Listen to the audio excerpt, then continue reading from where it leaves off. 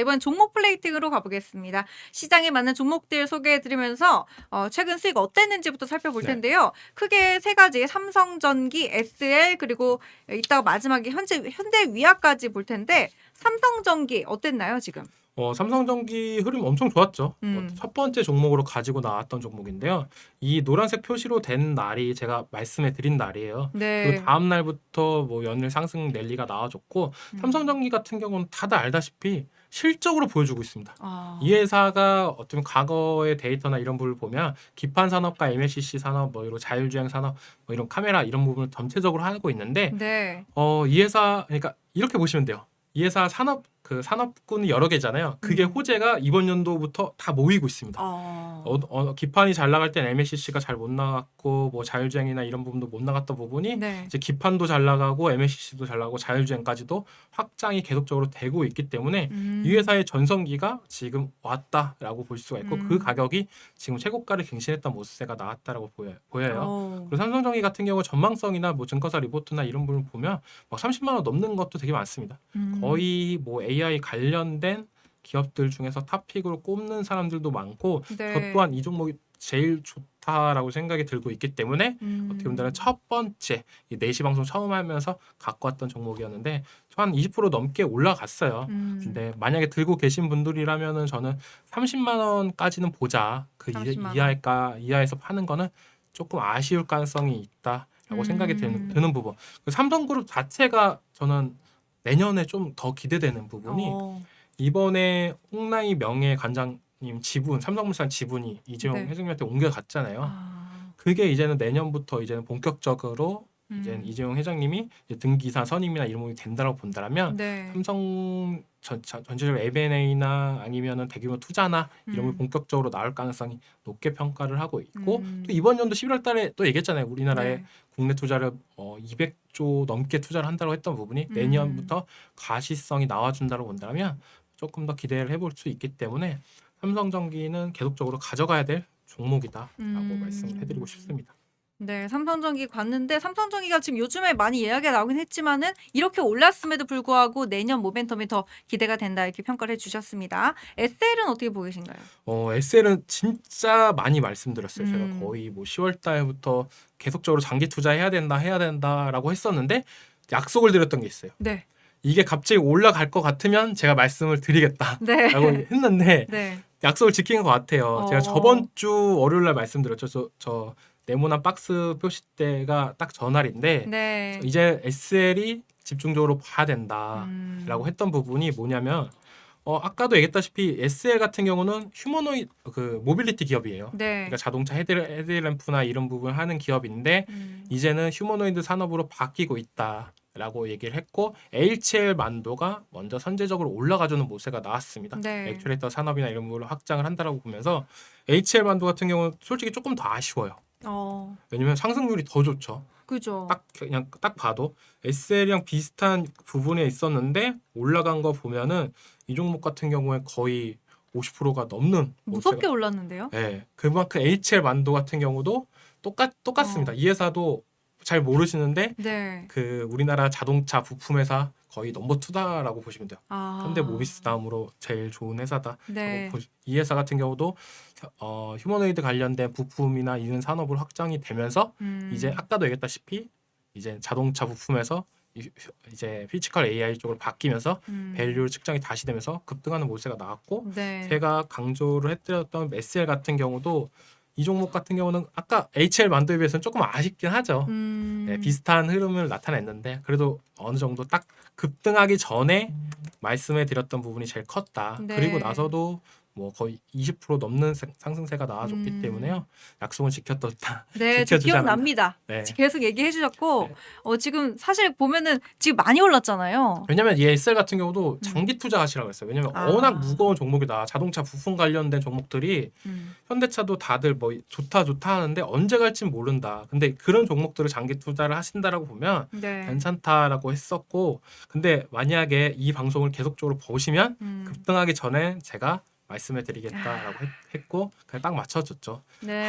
거의 일주일에 한 종목씩 말씀을 해드리고 있는데 그래도 다 괜찮은 흐름세가 나오고 있는 부분이 조금 시장도 물론 좋다라고 생각이 드는데 네. 제가 말씀드리는 종목들이 막 그런 소형주들이 아니에요. 네, 다 그죠. 대형주입니다. 삼성전기 같은 경우도 그렇고 SL 같은 경우도 대형주 축에는 아닌데 시총이 그래도 2조 정도 되고 이 자동차 부품 회사 기업 안에서는 거의 우리나라 10손가락 안에 드는 기업이다라고 음.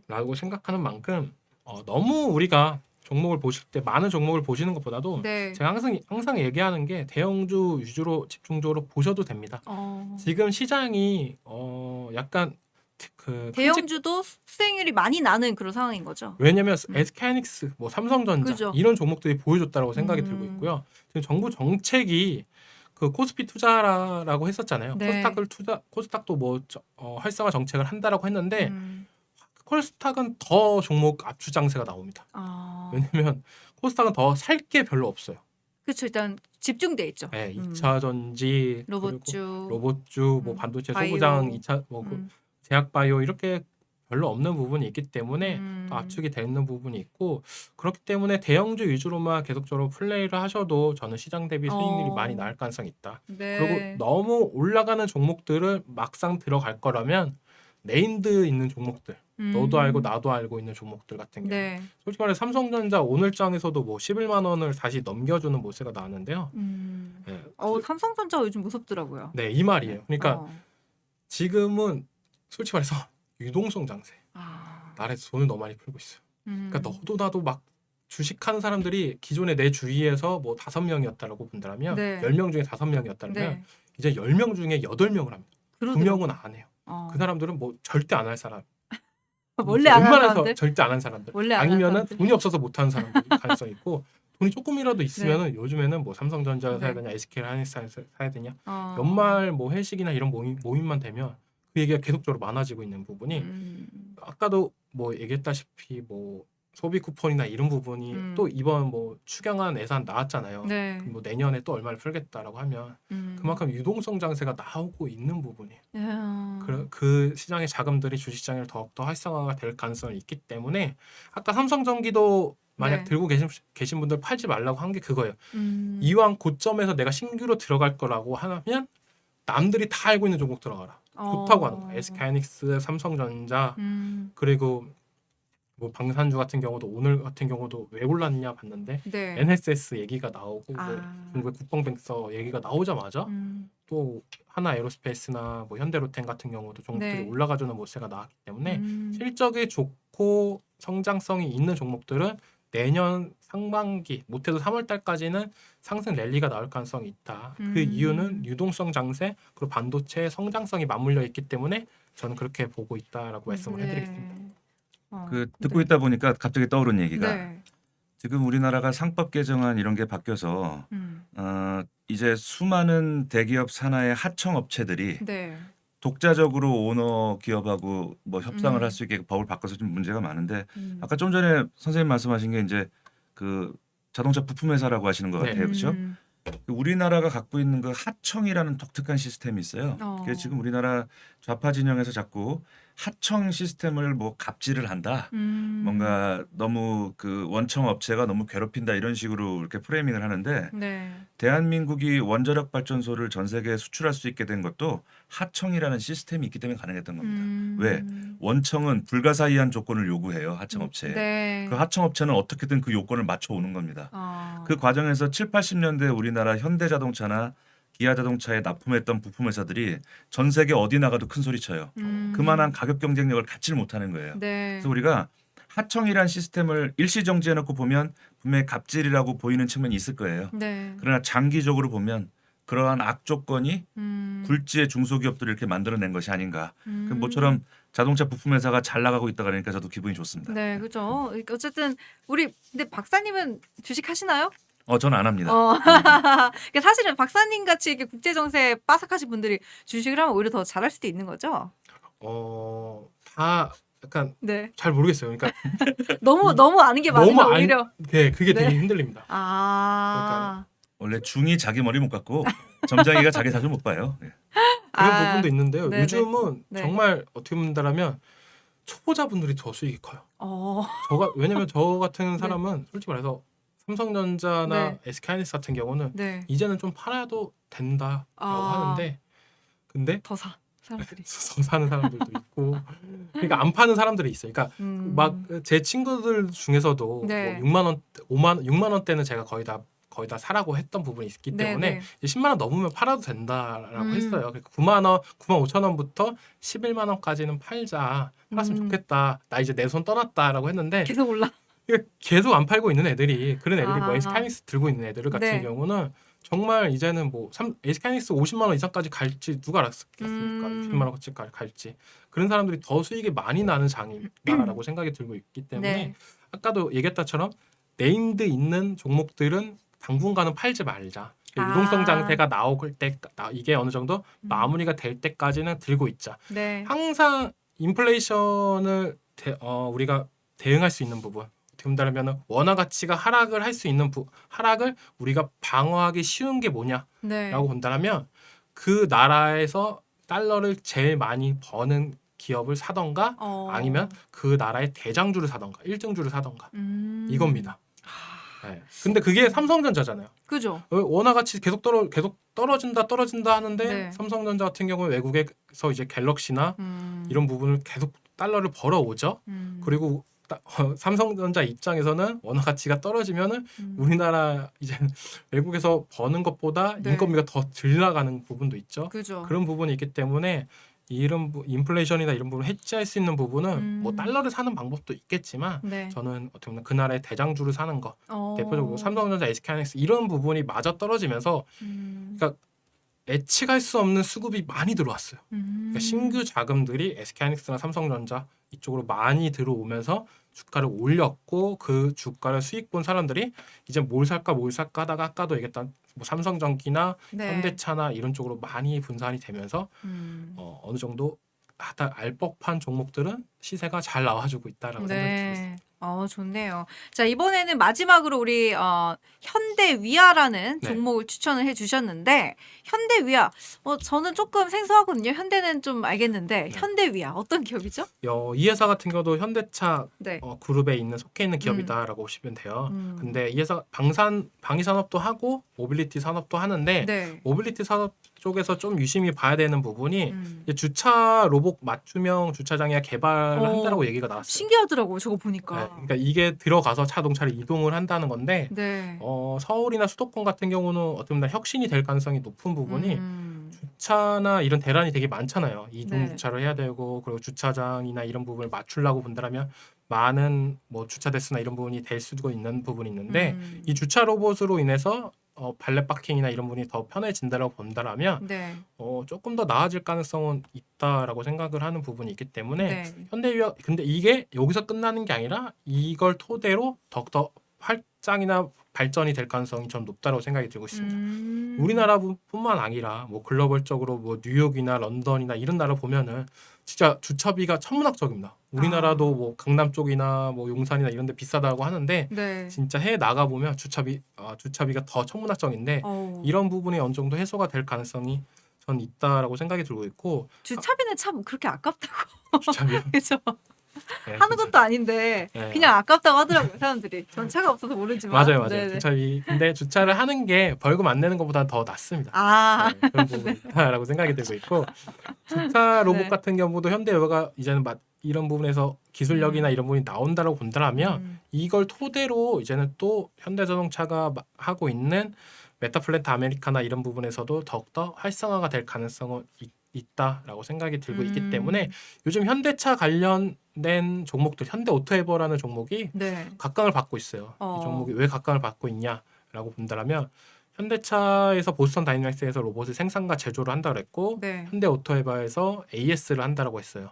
유지 보수나 이런 부분을 그런 부분으로 이제 현대차 그룹이 이제 모빌리티 기업으로 확장이 되는 부분이 있기 때문에 꾸준한 실적을 나타내고 있는 현대유아 같은 경우는 저는 지금이 딱 저평가가 됐다.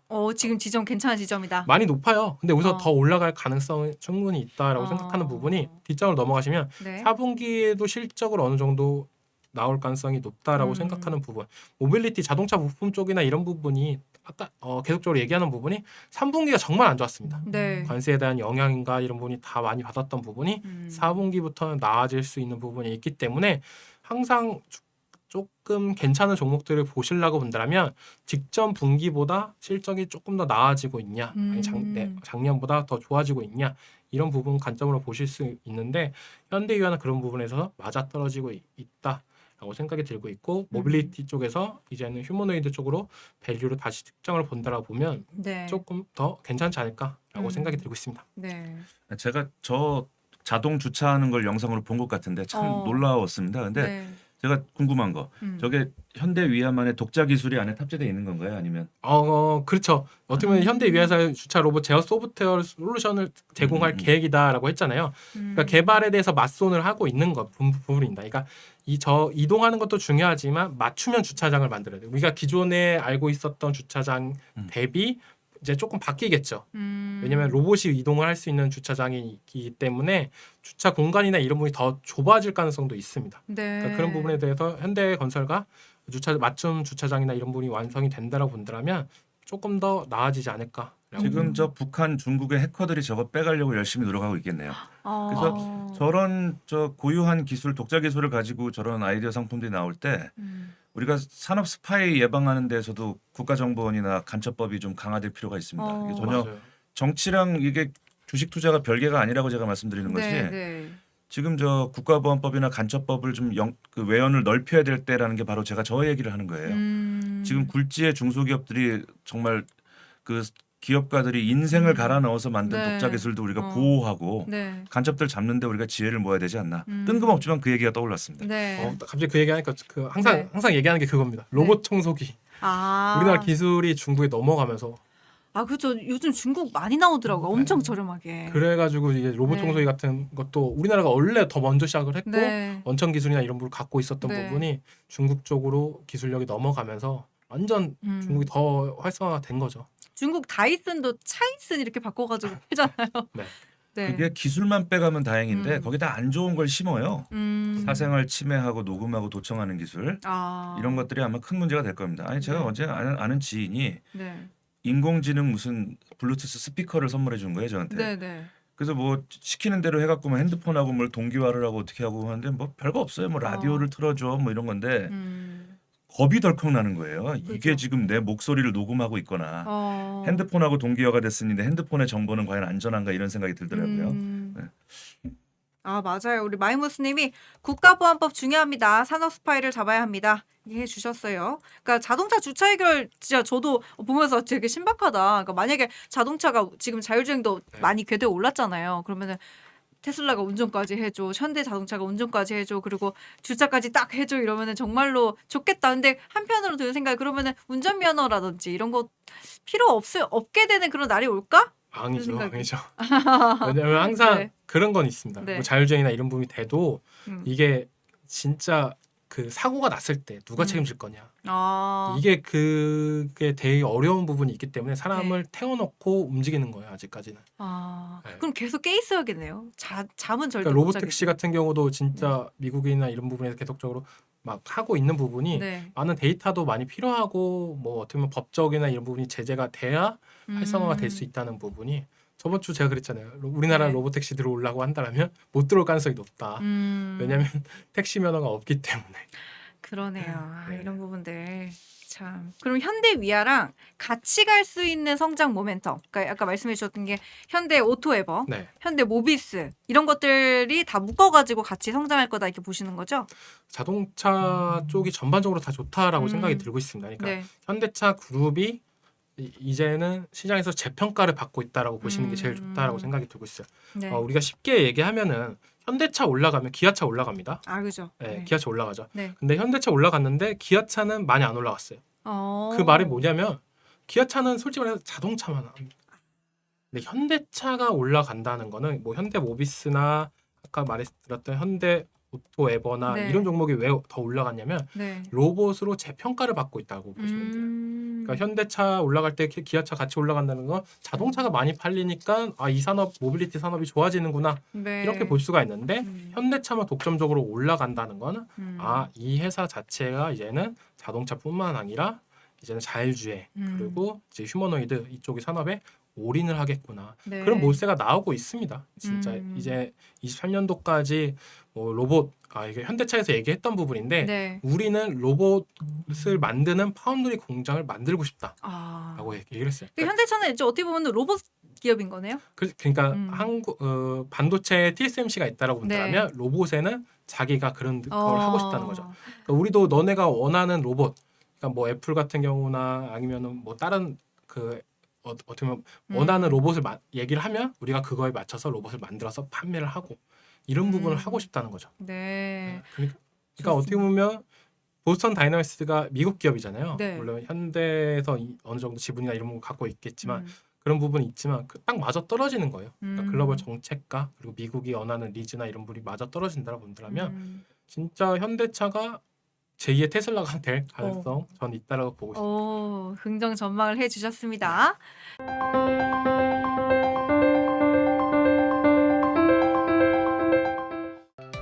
다른 영상도 즐기시려면 구독 버튼을 꼭 눌러주세요.